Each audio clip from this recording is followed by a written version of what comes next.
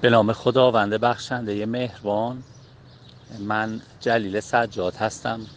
عرض سلام و ادب خدمت شما دوستان دارم.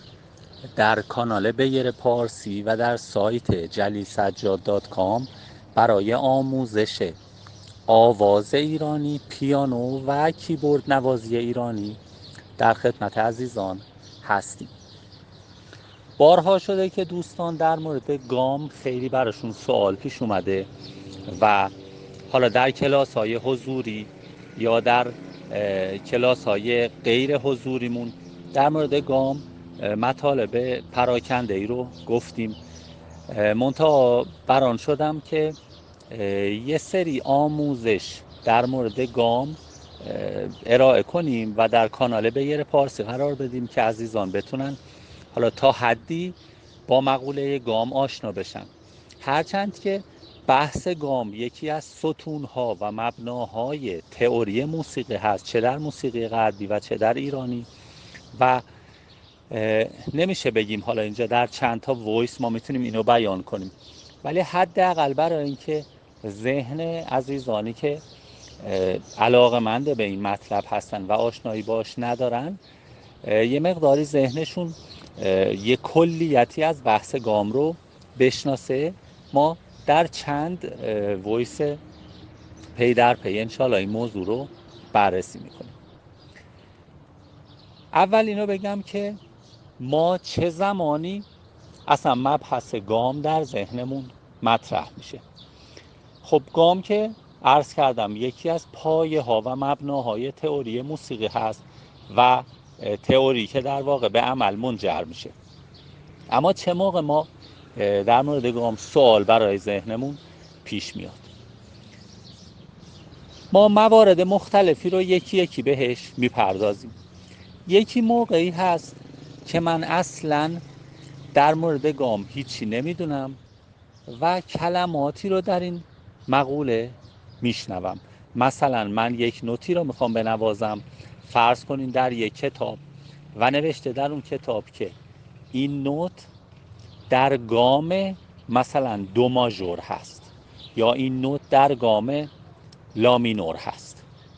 خب اینجا اولین سوال در ذهن من به وجود میاد که یعنی چه این نوت در گام لا مینور هست چیه؟ آیا با لا شروع میشه؟ آیا با لا تمام میشه؟ اصلا داستان این لا چیه؟ داستان مینور چیه؟ داستان ماژور چیه؟ پس یکی این زمان ممکنه برای ما بحث گام اصلا سوال بشه. مورد دوم زمانی هست که ما یک همکاری میخوایم با یک گروهی بکنیم و مثلا یک آهنگی رو به ما میدن، میگن میخوایم این آهنگ رو بنوازیم و گروه داره این آهنگ رو در مثلا لا مینور اجرا میکنه یا در می مینور اجرا میکنه و شما هم باید با گروه در همون گام همراه بشید.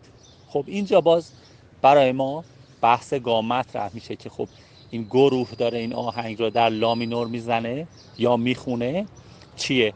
یا مثلا ممکنه شما بخواید ساز بزنید برای یک شخصی که میخواد بخونه، بعد ایشون میگه آقا لطفاً آهنگ فلان رو برای من از سل بزنید یا از لا بزنید. حالا توی دستگاه ایرانی هم همینه، فرق نمیکنه ما چه بگیم ماژور و مینور، چه بگیم مثلا شور، بگیم ماهور. مثلا میگه این آهنگ رو شور سل برای من بزنید.